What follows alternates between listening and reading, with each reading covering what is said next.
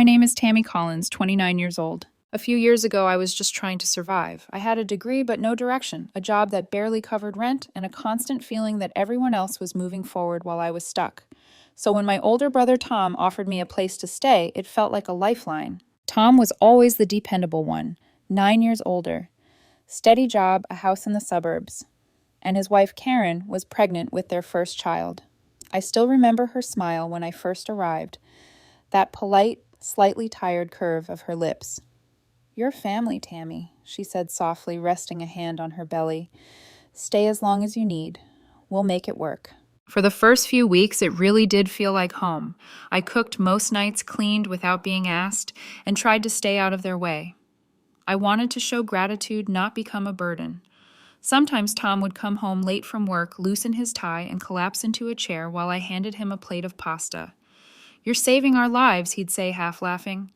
"Karen's been too tired to cook lately." I'd smile and say it's the least I can do. And for a moment, I'd feel like we were the family we used to be, just brother and sister, no tension, no walls between us. But there was a shift so subtle I almost missed it. It started with Karen's comments, small harmless things at first. "When the baby comes, we might need to clear out that guest room." Or, "I hope the baby's not too sensitive to noise. These walls are so thin." Always with a sweet smile, like she wasn't hinting at anything deeper. But her eyes would linger just a second too long. I brushed it off. Pregnancy hormones, I told myself. Stress. She's just overwhelmed. Still, there were moments that made my stomach tighten, like the night I came home late from work and caught Karen watching me from the hallway mirror. She didn't move, just looked at me through the reflection, her hand idly rubbing her belly. When our eyes met, she smiled and said, "You startled me." I laughed awkwardly. "Sorry, I didn't mean to." But even after I walked past, I could feel her gaze following me down the hall. Tom didn't notice anything. He was over the moon about becoming a dad, painting the nursery, buying tiny shoes, talking about our future. I'd listen pretending to share his excitement, but sometimes I caught myself staring at him, wondering how much of that included me anymore. I started spending more time at work, picking up extra shifts, just to be out of the house. But every night when I came back, the air felt heavier. Karen would greet me less often. Dinner conversations became shorter. The laughter died first, then the warmth. Once, while I was folding laundry in the living room, Karen walked in holding a baby catalog. She looked around, then sighed dramatically. "You know," she said, "babies need a calm, peaceful space. Clutter can really affect their development." I blinked confused. I didn't realize I was clutter.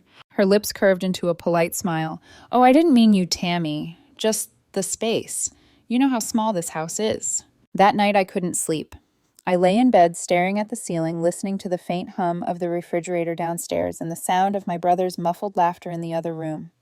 A part of me wanted to cry, not because of what she said, but because I knew it was only the beginning. Something was changing. And deep down I could feel it wasn't just about space, it was about me. The next morning, as I walked past the nursery door, I noticed Karen standing there, her hand resting on her stomach. "You should start looking soon," she said softly without even turning to look at me. My heart skipped. "Looking for a new place," she said, almost whispering. Then she smiled, sweet as sugar. "Just until you get settled, of course." When she walked away, I stood frozen, the sunlight catching the framed sonogram photo beside her. I didn't know it yet, but that was the first real warning, the quiet before the storm. At first, I told myself not to take it personally. Karen was under pressure, pregnancy, money, hormones, all of it. But as the days passed, it became impossible to ignore how her tone toward me shifted from polite to suspicious. It began with whispers, literal whispers. I'd walk into a room and hear her voice drop to a hush.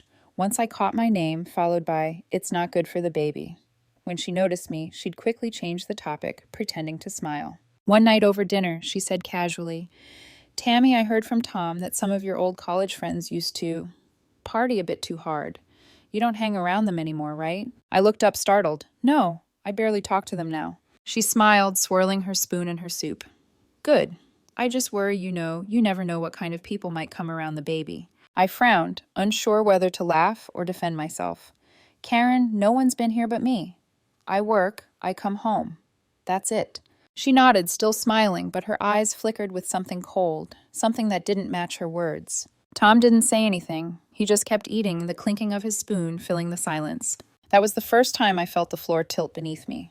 Over the next week, Karen started avoiding me. If I was in the kitchen, she'd suddenly need to rest. If I sat in the living room, she'd take her tea upstairs.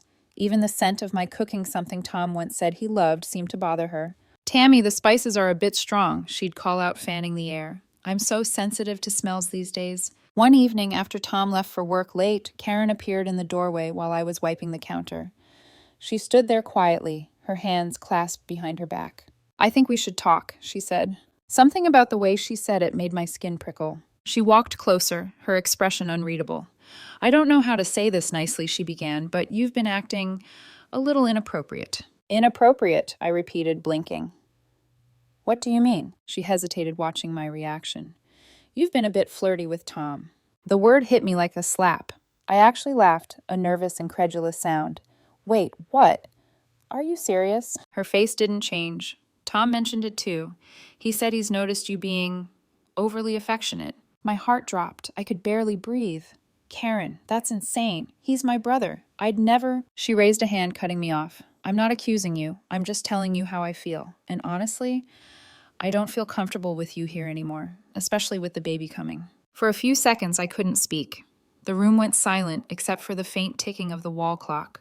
I tried to search her face for some sign that this was a cruel joke. There wasn't one. I wanted to yell to defend myself, but all I could manage was, "You're making a mistake." Karen's expression softened, or maybe she pretended it did. "I'm not trying to make things difficult. I just need peace in my home. I hope you understand." When Tom came home that night, I tried to talk to him to explain, but he didn't meet my eyes. "She's been really stressed," he muttered. "Don't take it personally, Tammy." "Don't take it personally," I snapped. "She's saying I was flirting with you, Tom. You know that's not true." He sighed, rubbing his temples. "Look, I don't think she meant it like that. Let's just give her some space." I stared at him, my brother, my friend, the one person I thought would always believe me, and realized that space was just another word for distance. Karen had won. That night, I lay awake, listening to the soft hum of the baby monitor in their room. Every tiny sound felt like a reminder that I was no longer welcome here. And in that darkness, I understood something painful but clear. Karen wasn't just trying to make me leave. She was rewriting the story, turning me into the villain of my own family. It happened faster than I expected, the moment that turned quiet tension into exile. I came home from work one evening, exhausted from a double shift, dreaming only of a shower and sleep. But when I opened the front door, the air felt wrong. Still. Heavy. The lights were dim, the TV off, and the house had that eerie hush you only feel when something's already been decided. Then I saw them boxes. My boxes. My clothes books, even the coffee mug I'd bought with my first paycheck, all stacked neatly by the hallway like someone had tried to make cruelty look organized. I froze. For a moment, I thought maybe Karen was cleaning. Maybe she was just making space again. But then I heard a voice behind me. "Tammy." Tom. He was sitting on the couch, elbows on his knees, head in his hands. When he looked up, his face was pale. "What's going on?" I asked, though my heart already knew the answer. He took a slow breath, avoiding my eyes. "Karen thinks it's time you moved out." The words hit like a physical blow. "She thinks," I said, my voice trembling. "What about what you think, Tom?" He hesitated. "She's been under a lot of stress." I cut him off, anger spilling over. "This isn't about stress. She's been feeding you lies, and you know it." He flinched, eyes flicking toward the stairs like he was afraid she'd hear. "Tammy, please. I don't want a scene. It's just, with the baby coming, things are complicated." "Complicated," I repeated, incredulous. "You mean your wife accused your sister of flirting with you, and instead of standing up for me, you're helping her throw me out?" Tom stood now, pacing, his voice low. "Don't make this harder than it needs to be. I'll help you find a place. We can cover your deposit, maybe even the first month's rent." I laughed bitterly. "You're paying me to disappear." His jaw tightened, but he didn't deny it. For a long moment, I just stared at him. This man who'd once been my protector, who taught me how to ride a bike, who held my hand at our parents' funeral. I searched for any sign of the brother I knew, but all I saw was guilt and fear. "Karen said you made her uncomfortable," he finally muttered. "That you've been acting strange. I don't know what's true anymore." "That's because you haven't asked," I cried. "You just believed her." He didn't answer. The silence was his confession. Something inside me cracked, then a clean, sharp sound I could almost feel. Not my heart exactly, something deeper. I picked up one of the boxes, my hands shaking. "Don't bother helping," I said quietly. "You've done enough." Tom tried to speak, but I was already walking down the hall. I didn't even look at Karen's closed door. I didn't want to see her smile. The next few days were a blur. I found a cheap motel to stay in, then crashed on friends' couches, anyone who'd take me. Each time I packed and unpacked, it felt like replaying that night. The betrayal, the boxes, my brother's silence. I started working longer hours, saving every cent I could. I told myself I'd never owe anyone again. Not a roof, not a meal, not a favor. If I was going to have a home, I'd build it from scratch. But every night, no matter where I slept, I saw that hallway in my dreams, the boxes lined up like evidence that I didn't belong anywhere. Months passed. The shame faded into numbness. People asked about Tom and Karen, and I'd shrug. We don't really talk much. It was easier than explaining the truth that my brother chose lies over loyalty. Still, I couldn't throw away everything. One night, while reorganizing my things, I found an old photo, me and Tom at the beach, both of us sunburned, laughing, holding melting ice cream cones. For a moment, my throat tightened. I almost ripped it in half, but I couldn't. So I folded it carefully and tucked it into a box, the same box that once held my packed life. I didn't know why I kept it. Maybe because I wasn't ready to stop hoping. Hope was dangerous, I knew that now, but it was also the only thing keeping me from hating him completely. And even then, a part of me whispered that this wasn't over, that life had a way of circling back. I just didn't know how soon it would. The months that followed were a quiet kind of hell, the kind that doesn't scream or burn, it just lingers. I moved from couch to couch, a suitcase always half-packed, pretending I was fine. Friends tried to help, but pity wears thin after a while. And I hated the way they looked at me like I was something fragile that might break if they said the wrong thing. So I stopped talking about it. I smiled when people asked how I was doing. Good, I'd say. Just saving up for a new place. No one needed to know that I spent nights staring at ceilings that weren't mine, clutching my phone, wondering if Tom would ever call. He didn't. Not once. After 6 months of hustling double shifts, I finally saved enough to rent a tiny studio on the edge of the city, the kind of place where you could stand in the kitchen and touch the bed at the same time. But it was mine. The first night there, I sat on the floor eating takeout from a paper box. The air smelled faintly of fresh paint and cheap detergent.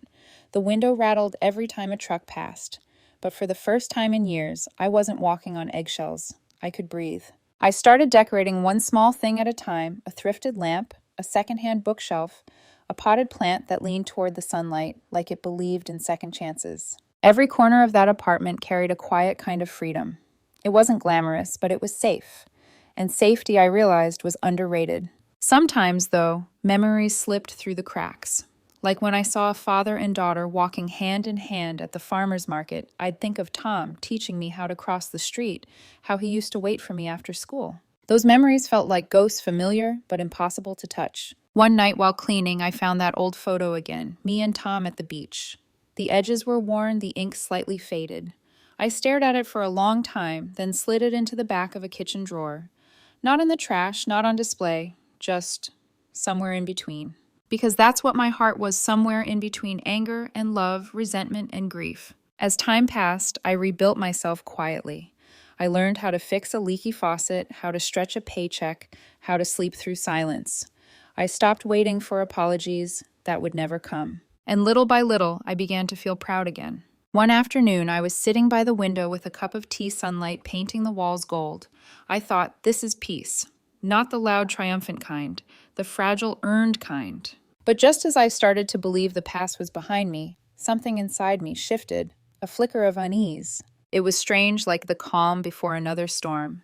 The same kind of stillness I'd felt in Tom's house before everything fell apart. I brushed it off, convincing myself I was imagining things. But deep down, I think I already knew. Some stories don't end when you think they do. Some just wait for the right moment to return. It was a Thursday afternoon, ordinary, gray, quiet. I was at my desk, half listening to a podcast while organizing invoices for work when my phone started ringing. I almost ignored it until I saw the name flash across the screen, Tom. For a second, I thought my eyes were playing tricks on me. It had been almost a year since we last spoke. My chest tightened, and 1,000 old emotions surfaced all at once. Confusion, anger, guilt, longing. I stared at the screen until the call almost went to voicemail. Then, against my better judgment, I answered. Hello? There was a pause, then a voice I hadn't heard in forever, older, thinner, cracked around the edges. Hey, Tom said quietly. It's me. I know I said my tone flat. What's going on? He hesitated. I wouldn't call if it wasn't important. Those words never meant anything good. I'll just say it, he continued. Karen and we're losing the house. The business went under, and the bank's taking it next week. We've got 2 kids now, Tammy. We don't have anywhere else to go. I blinked, stunned. What are you saying, Tom? His voice wavered. I was hoping maybe you'd let us stay with you, just for a little while, until we get back on our feet. For a long moment, I couldn't speak. I just sat there, my fingers gripping the phone, my heart pounding. Of all the things I'd imagined him calling about, this wasn't it. I almost laughed, not out of joy, but disbelief. Now they needed me. Tom, I said slowly, you kicked me out of your house. You believed Karen's lies. And now you want to stay in mine. He sighed, and I could hear the shame in his voice. I know how it sounds. But please, Tammy, we've got nowhere else. The kids, they don't deserve this. I closed my eyes, pressing my thumb to my temple. The irony burned. When I'd needed family, they gave me the cold shoulder. When I'd begged for understanding, they handed me boxes and told me to leave. And now the same brother who had turned away from me was standing outside the gates of my peace, asking to come in. I need to think about it, I said finally, my voice shaking. I understand, he said quickly, relief flickering in his tone. Just, please, Tammy, I wouldn't ask if I had any other choice. We hung up, and I sat there staring at the phone, the room suddenly feeling smaller. That night, sleep refused to come. I lay awake staring at the ceiling, hearing his words over and over again. We don't have anywhere else to go. Part of me wanted to slam the door shut, to let him feel the same rejection I had felt standing in that cold hallway, surrounded by packed boxes. But another part, the part that still remembered the brother who once carried me on his shoulders, who whispered jokes to make me laugh at Dad's funeral, that part hesitated. Could I really turn him away? The next few days were an emotional war zone. My phone buzzed, constantly texts from Tom, voicemails from my parents. He's still your brother, Tammy. Family sticks together. You've always been the responsible one. Don't let anger guide you. It was funny they hadn't said a word when I was the one kicked out, but now suddenly family mattered. I didn't reply. Instead, I threw myself into work trying to drown the noise with spreadsheets and deadlines, but nothing worked.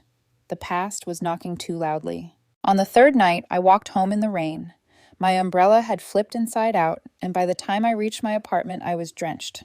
I dropped my keys on the counter, kicked off my shoes, and sat down on the couch, staring at the faint reflection of city lights on my window.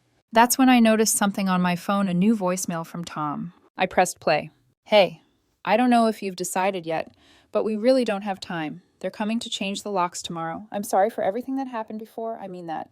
Please, Tammy, call me back. His voice cracked on the last word. I sat there for a long while after the message ended. In my mind, I saw the boxes, the silence, Karen's fake tears, Tom's downcast eyes, and yet I also saw a small boy holding my hand on our first day of school, promising, "Don't worry, I'll always look out for you." That version of him felt like another lifetime. But maybe that's the cruelest thing about family. No matter how much they hurt you, a part of you still aches for them. I opened my phone and began to type out a message. Tom, I've made my decision. Call me when you get this. I stared at the words for a few seconds before hitting send. Then I set the phone down beside me and exhaled. Whatever came next, it would change everything again. Tom called back less than an hour later. I didn't even have time to rehearse what I was going to say. When I saw his name flash across the screen, my stomach tightened, but I forced myself to answer. Tammy. His voice sounded tight, hopeful. Did you make your decision? I took a slow breath. My apartment was silent, except for the faint hum of the fridge. Outside rain was still falling, the soft, steady kind that makes everything feel heavier. Yes, I said finally, I have. He didn't speak, just waited like holding his breath might change my answer. I'm sorry, Tom, I said, my voice trembling but clear. You and Karen can't stay here. For a moment, all I heard was the sound of rain against the window. Then came his shocked whisper. What? I said no. He let out a bitter laugh. You're serious. After everything, you're really going to turn us away? After everything. I repeated, my tone sharper now. You mean after you and your wife kicked me out, called me a liar, and left me with nothing? After you packed my life into boxes and told me it was what's best for everyone? Yes, Tom. I'm serious. He went quiet, and I could almost hear him struggling to find words. Tammy. I told you I'm sorry. We were under pressure. Karen was pregnant. I cut him off. You were supposed to be my brother. Pressure doesn't excuse betrayal. His voice cracked, desperate now. This isn't just about me. I've got 2 kids. Your niece and nephew. We're living out of a car right now. I'm begging you, Tammy, just until I find work again. Please." The sound of his voice made my chest ache. I could picture him rain-soaked, exhausted, maybe holding one of the kids trying to protect them from the cold. For a moment, that old instinct to help to fix things almost won. But then I remembered standing in his doorway, my things boxed up Karen's smug silence upstairs. I remembered how he didn't even defend me. "I can't," I said quietly. "Not this time." "Why not?" His voice broke into anger now. "You think this makes you better than us? That your little apartment and your pride make you untouchable?" I swallowed hard. "No, it's not about pride. It's about peace." Silence. Then I continued, my voice steady. "When you kicked me out, you didn't just take away a roof. You took away safety, trust, family. I spent months rebuilding what you and Karen destroyed.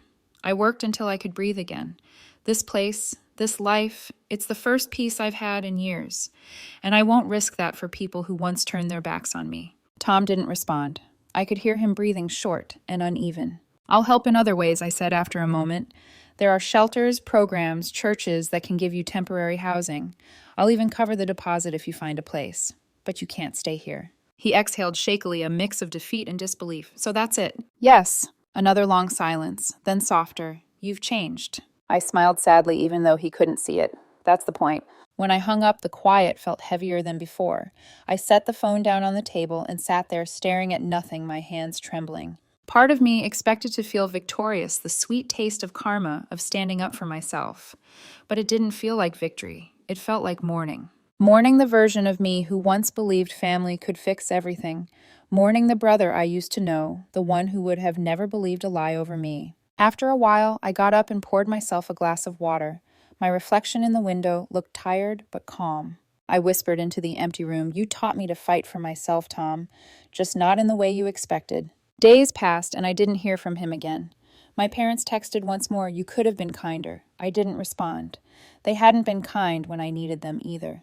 But I did one thing quietly without telling anyone. I called a local housing charity and made an anonymous donation enough to cover a family's temporary stay for a few weeks. Whether Tom and Karen ended up being that family or not, that was fate's decision. I wasn't doing it for them. I was doing it for me, for the part of me that refused to let bitterness win. That night I stood by the window watching the city lights blur through the drizzle. The air smelled of wet pavement and distant thunder. And for the first time I felt something I hadn't felt since before all of it. Not revenge, not anger, but peace. Because sometimes closure isn't about getting even. It's about learning when not to open the door. I took a deep breath, letting the rain's rhythm calm the last of my shaking. Then I whispered to myself, almost like a vow. Sometimes the only way to make peace with your past is to stop letting it live in your home.